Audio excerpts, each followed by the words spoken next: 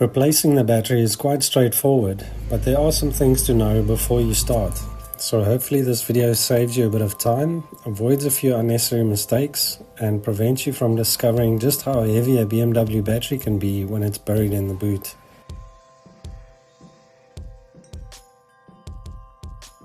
We weren't able to open the boot or the trunk, so we connected a battery pack to the jumper points in the engine bay.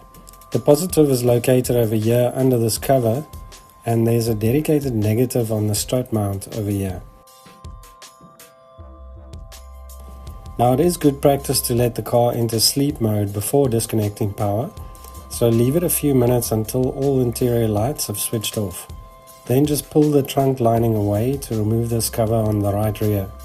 If you have one of those prying tool thingamajobbies, it would be ideal, but the idea is to pull the center pin out to remove these fasteners.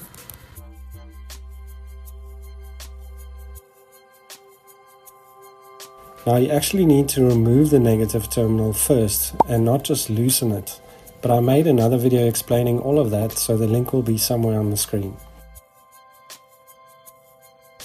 This top bracket is the obvious one you'll need to loosen, but then there's another bracket that secures the base of the battery.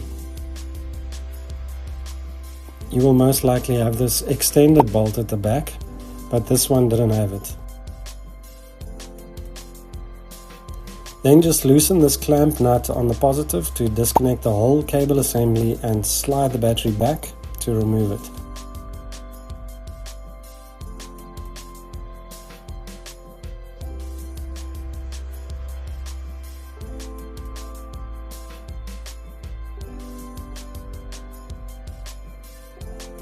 But that's just half the job done. So before we look at the battery specifications, the installation is pretty much just the reverse procedure.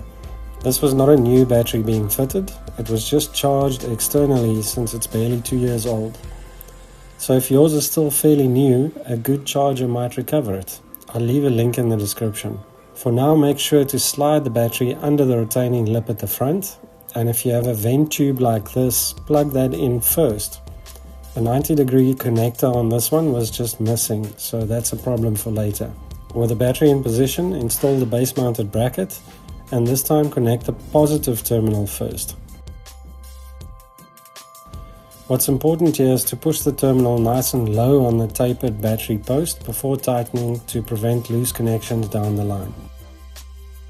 If the terminal can't move around by hand, that's tight enough.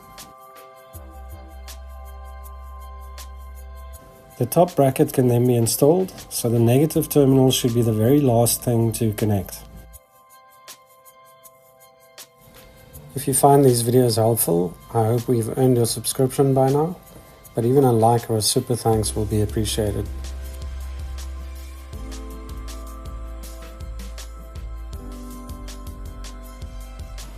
What you see here is a very advanced way of extending the clamp using very sophisticated tools.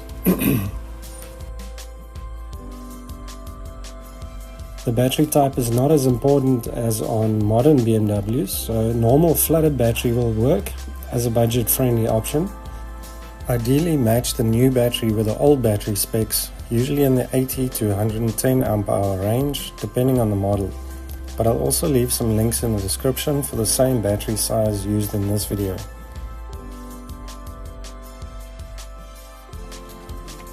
There were no warning messages on startup, and the radio presets were still in memory. Now that you've mastered installation, learn how to maximize the life out of your car battery by watching this video.